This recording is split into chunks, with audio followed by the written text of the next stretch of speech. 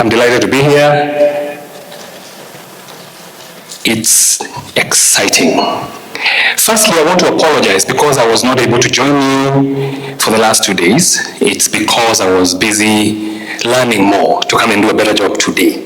I was being trained. It's nice for people who do what I do to sit and receive. So I'm going to incorporate a bit of that, and we are going to have a great time, that's for sure. I titled my presentation, Bridging the Gap with Blood, Sweat, and Data. And when you think about blood and sweat, what comes to mind? That's an expression. Blood and sweat, what does that connote? Hard work. Even Jesus.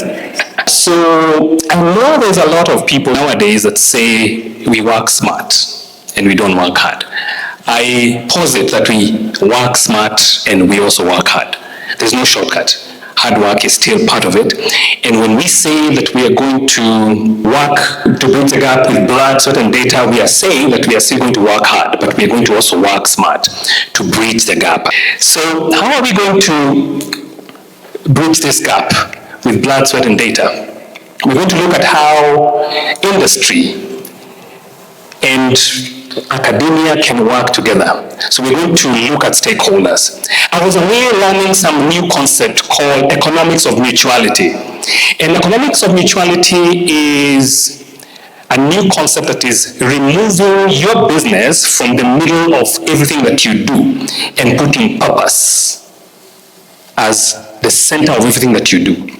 And then putting you as one of the stakeholders. And then mapping all the other stakeholders, and then bringing all of us together to fulfill that purpose as stakeholders who are sold out because we have something to gain from the success of the system. So it is systems thinking.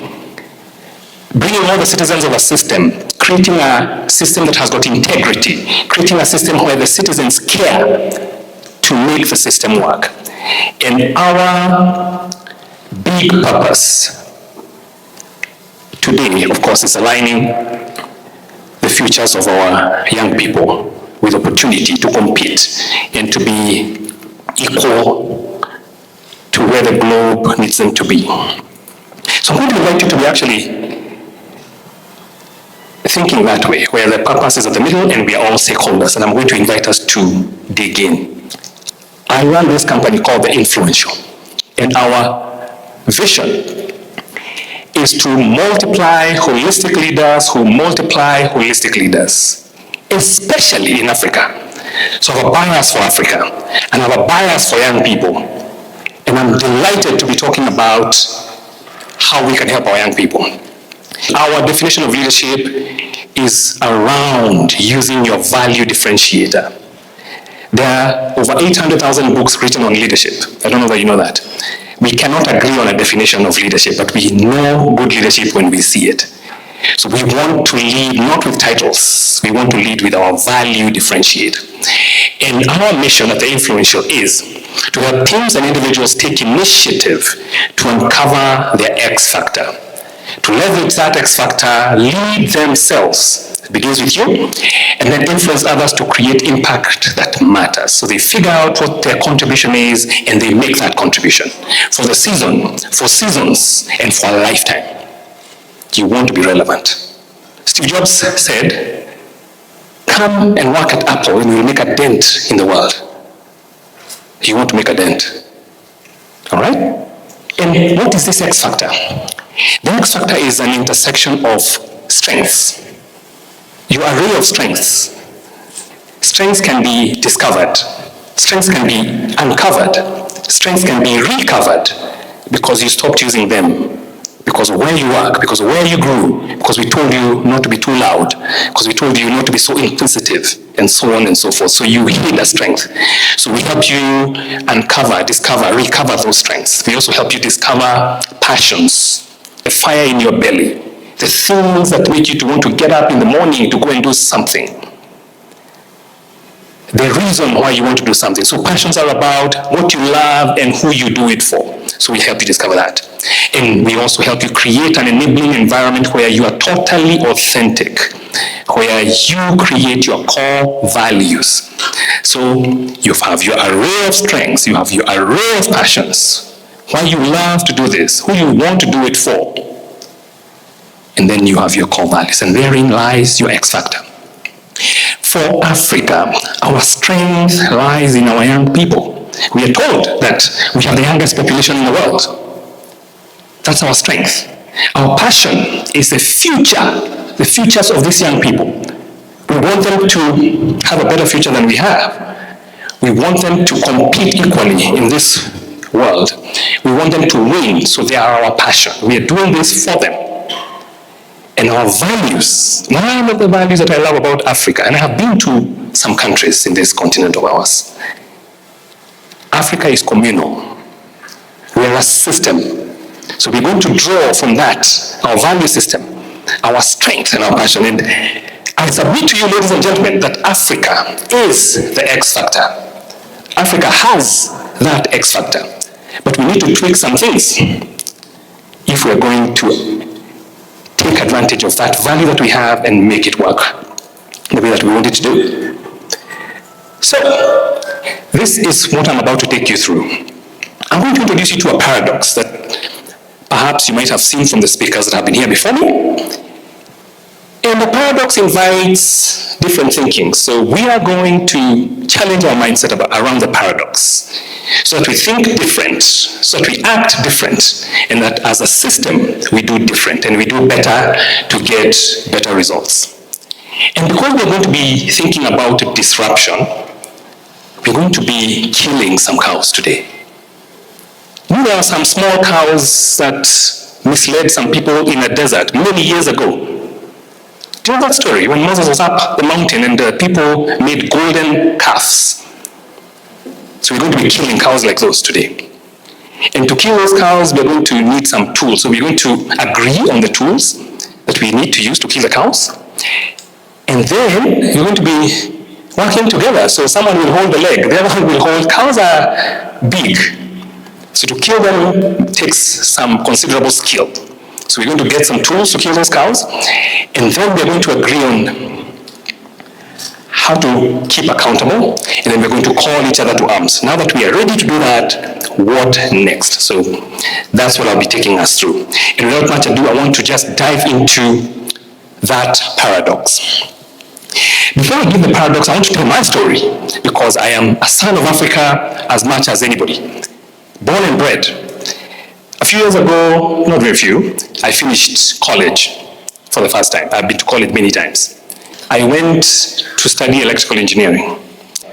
3 years in, I come out with a piece of paper, a diploma in electrical engineering. But if you didn't know, I have a diploma in electrical engineering. Even on my LinkedIn, you can't find it. It's way, way, way behind in the things that I consider myself as. So I learned the Bernoulli's system, Laplace transformation, Archimedes' principle, the law of flotation. The upthrust of an object, wholly or partially immersed in a fluid, is equal to the weight of the fluid it displaces. That's Archimedes' principle. A floating object displaces its own weight of the fluid it floats in. That's the law of flotation. Do you want me to go on? I know Boyle's law. I was telling the table there that I know mitochondria and lysosome. Boyle's law. Seniority. We got engineers in the house. So yeah, I studied all of those things, and I came out and I got a job. And because of the lack of passion, and my mother and my father did one thing right. I have 2 brothers. And the one thing that we all do well is that we are hard workers. We are diligent. The Kikuyus, there's a word we use for finishing things well. Kohinia. You know kohinia? My mother taught me to kohinia. If you want to do something, you do it well. And Margaret Jackson said that last year. If it has to be done, it should be done well. So my mother taught me that. I didn't do well in this. So when I went to work, I had no skills. I had papers. I had no skills. So I was floating in between, depending on God to get away with it and to get the paycheck. So my first job, I was discovered. There was a head technician. At some point he left because it was a construction site, and the deputy had to take up the role. You're looking at that deputy. In a few months, I lost that job. I have just come from economics of mutuality, what I've just shared with you. And the difference between my experience when I was doing my diploma many years ago and what I just came from is that for economics of mutuality, we were taught principles. Then we went out and applied those principles to an existing company. So we were practical. So yesterday, when we were finishing and I was getting my certification, I had practiced. So if I come to you and tell you that I have the skill, I have the experience, whether it's for a few days, I have that experience, I have done this, as opposed to when I went out of college with a diploma, and I told someone, I'm an engineer. I was so far from an engineer. I'm setting that up as a way or as a pattern that we're going to be challenging, how we did things versus how we should do things. And I'll share another story. My name is Washira, and I'll be sharing about another Washira who has a better story than mine. So it goes back to the paradox. And this is the paradox that I wanted to share with you. The bulging youth gift of young people in Africa. Our pride and joy. By the year 2030, 2035, that range, we will be channeling the most employable people in this world. But we have a problem. We don't have the skills. We have the people on the one hand, but we don't have the skills that are necessary to do the work that we want them to do. Every year we are channeling out 12 million youngsters into the workplace, every year. Do you know how many jobs we have for them? 3 million. How about that? 12 million every year, 3 million new jobs. Never mind that they are not even skilled to do the jobs. So, by the year 2030, you can see where we're going to be.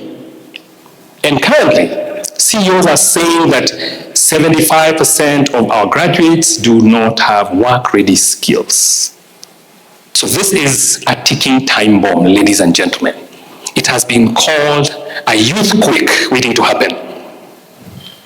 A youth quake. You're supposed to laugh at my jokes. So which one did you laugh at? The youth quake or the second one? We're channeling people with credentials but without competencies. This is a common sight. In my country, we have a university in almost every county. We're channeling them, but they don't have the competencies that we need. In Kenya, 80% of employers cite the lack of job-ready talent as one of their key headaches.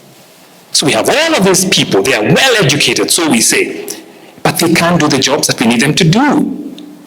Can you see how bad it is? And what we want to do, we want to increase the learning to earning pipeline for our young people. Our education has got outdated syllabi, theory heavy. So we have that gap. And in some of the jobs, the best jobs, the creme de la creme, guess who we are hiring for those jobs? Expatriates. Because even some of our guys who can do these jobs are going to another country to get jobs there. So we have a problem, ladies and gentlemen. This problem requires a different mindset. And I'm inviting you guys to be part of that system that is going to do that, to create that disruption. And for us to create this disruption, we want to look at someone who has succeeded and learn from them. Proof of concept, if you may. When has it been done? Can we learn from them? Can we scale it? And I want to take you to one of the cleanest countries in this continent, Rwanda. What about Rwanda? The Rwanda Coding Academy does something different. When they are training their graduates, they give them real client coding work. So these students are learning the theory, but while they are in training, they are coding for real.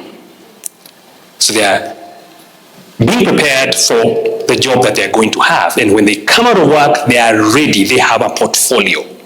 And in the last 5 years, they have produced 75 working projects, ladies and gentlemen, affecting fintech, agritech, edtech, and other sectors. Imagine employing someone like this. I have a Kenyan story of the Wachira I told you about. Wachira is a young man from my church. He went to a local university, one of the private universities here.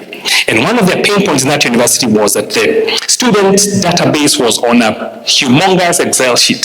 So this Excel sheet has your name, my name, has everybody's name on it, has your marks, has your fee balance, has got all your data there.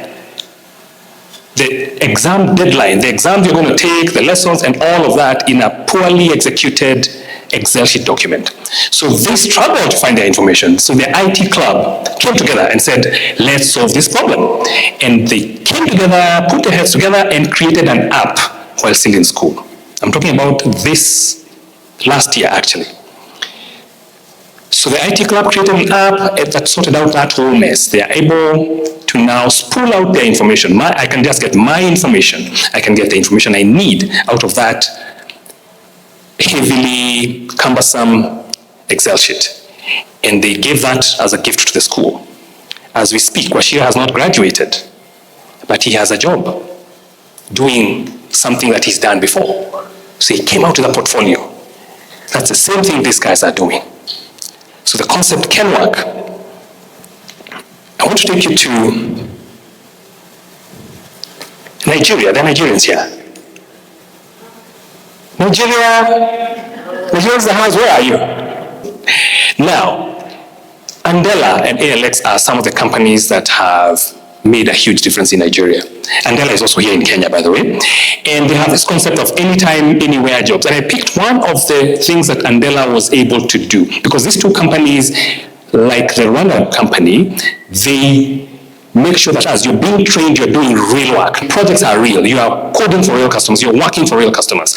And one of the best-selling part is the way they're able to export jobs, because their people are so highly skilled. They've been coding and working for companies like Microsoft, Google, name it, some of those big names.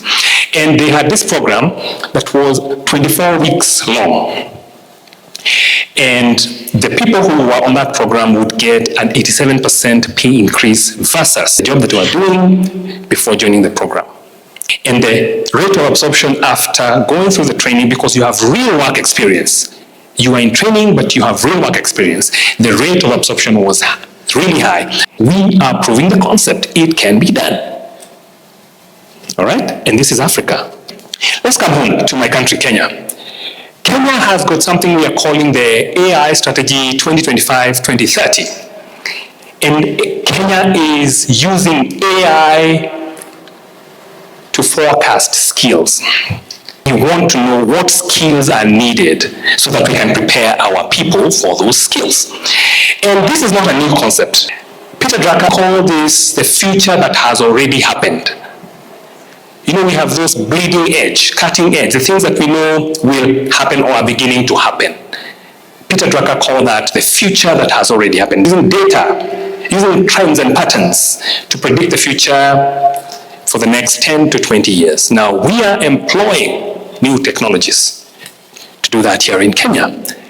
And this is a good thing, because what we are going to be able to do is to have a skills dashboard so that we can challenge the universities. Are you preparing them for this? This is what is going to happen. Are you preparing them for this? And anybody can do that. Any country can do that. With a skills dashboard, any country can do that. So those are 3 examples of where it is working, ladies and gentlemen. I'm inviting you to think like this. We are the disruptors. And because we are going to be the ones who plant those seeds of disruption, let's look at the cows that have been considered sacred so that we can prepare ourselves to go kill those cows. Degree equal job, yes or no? Yes or no? You're not convincing me, yes or no? How many have a degree? I have a degree. How many have 2, 3? No shade on degrees, by the way. Degrees are awesome. But degrees do not equal a job. Here in Kenya, there was a song. My age is knowing it. So let me. So for our visitors, that song says, pay attention to school. After finishing school, you're going to get a very good job. Yeah, but 80% of Kenyan employers are saying that grads are not work ready. So we are killing this myth. Skills equal what? They do. As an employer, I run a company.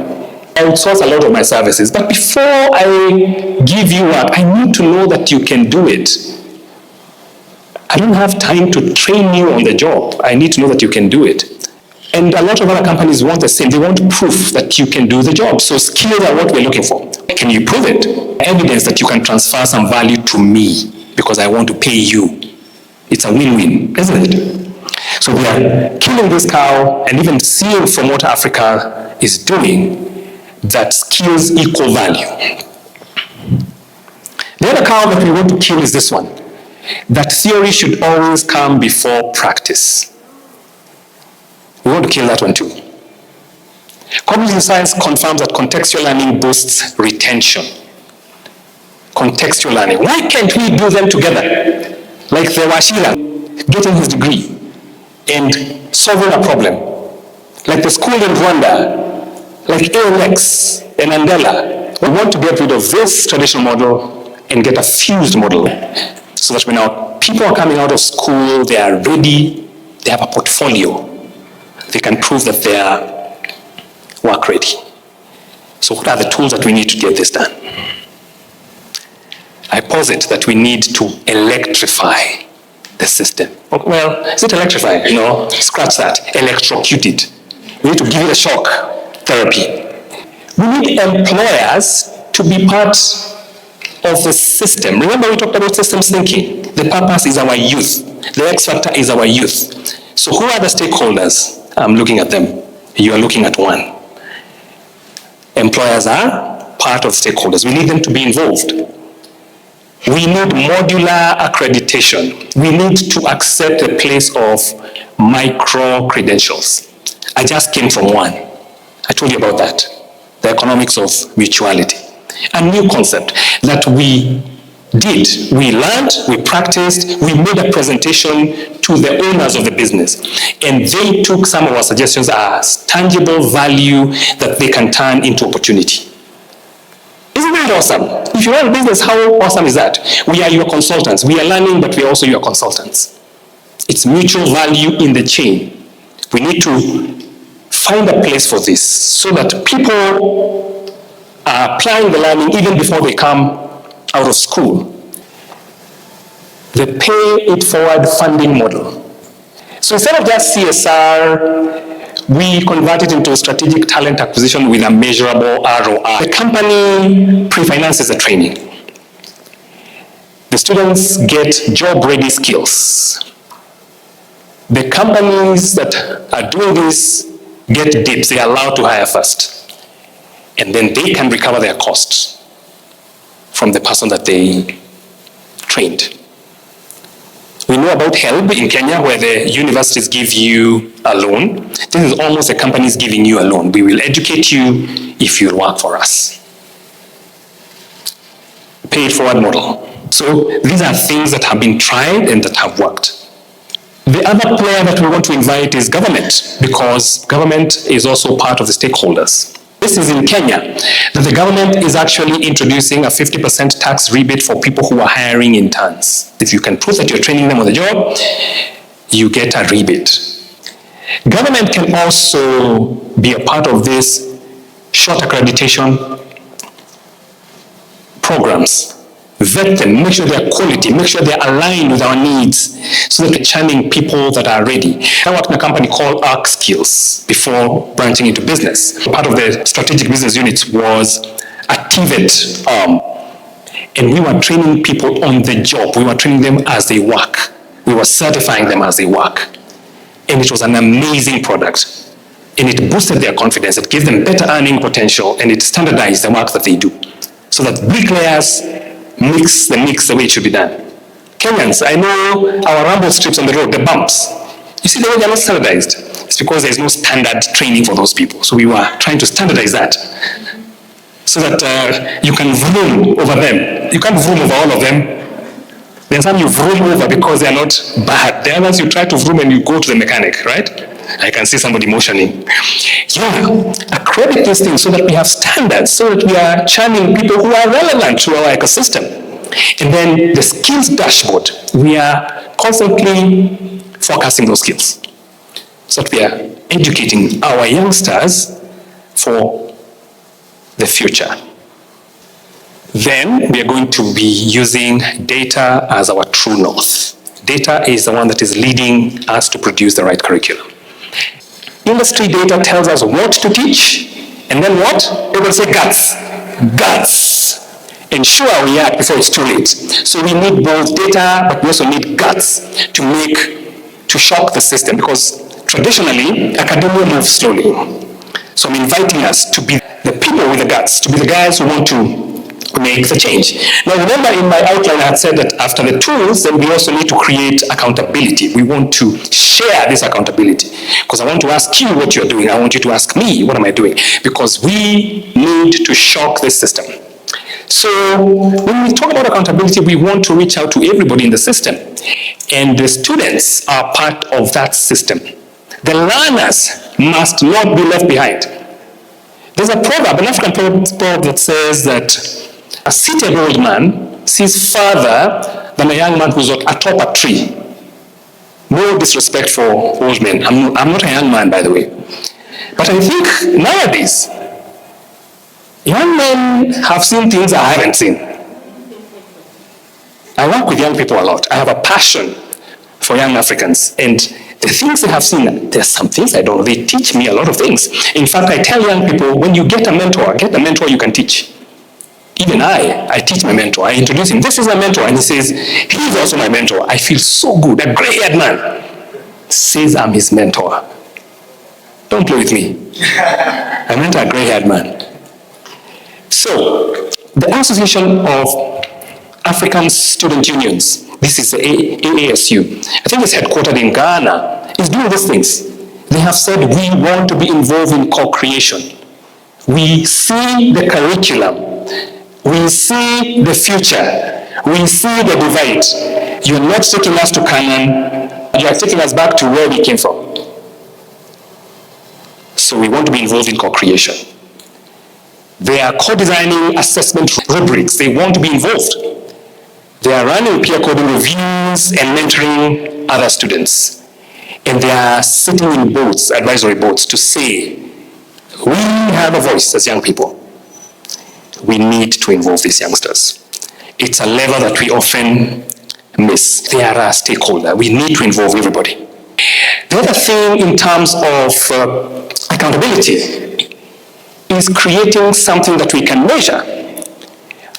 I posit that we need to task ministries, the industry, and educators to work together and actually set KPIs for them, joint KPIs, so that if they are not meeting them, they are all penalized.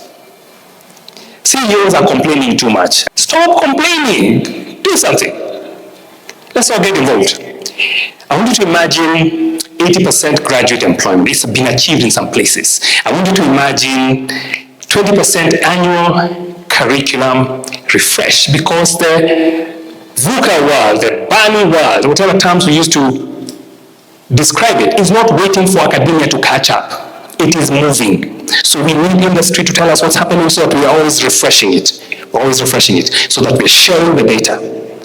And sharing data means that we can tell the skills that are lacking. We can tweak the syllabi so that they are appropriate for us and for where we're headed.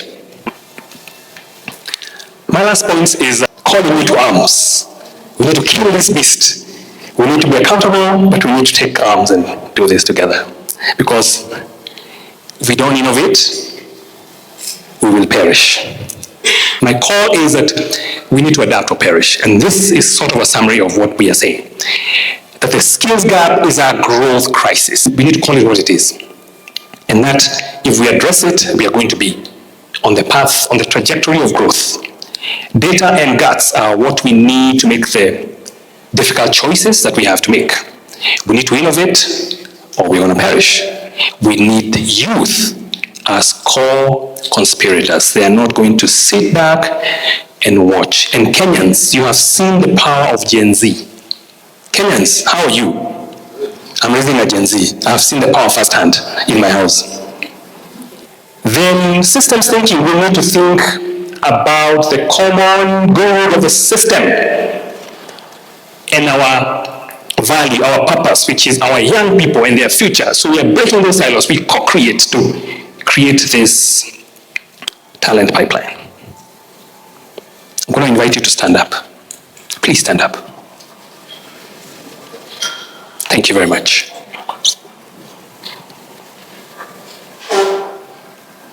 Thank you. Look around.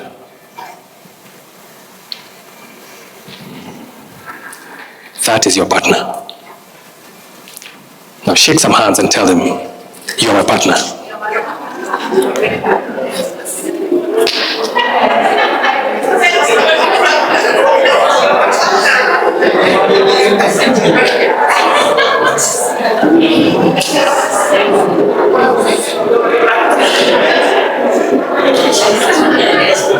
All right. Okay, I'm loving this. You can also tell them, let's build bridges. Let's build bridges. Yeah, let's build bridges. So you're my partner, let's build bridges.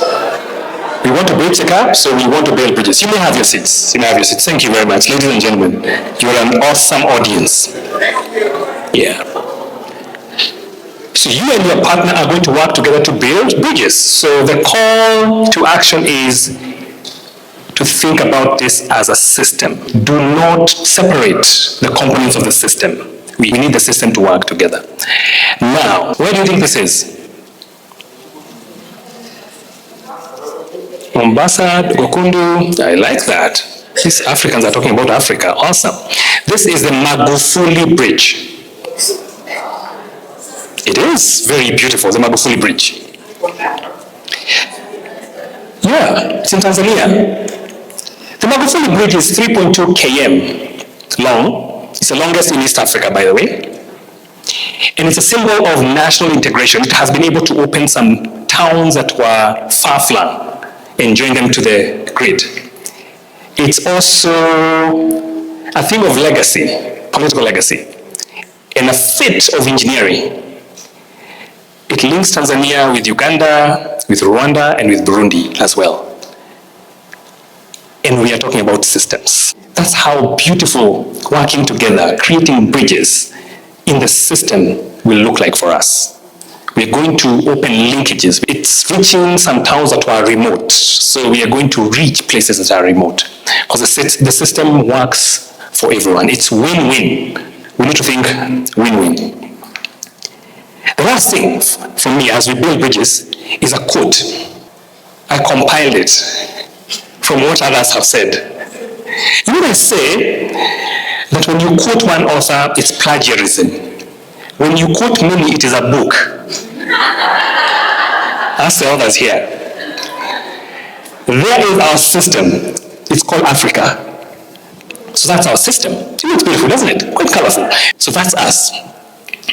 Now, I want all of us to read this quote and read it with conviction. On 3, let's go.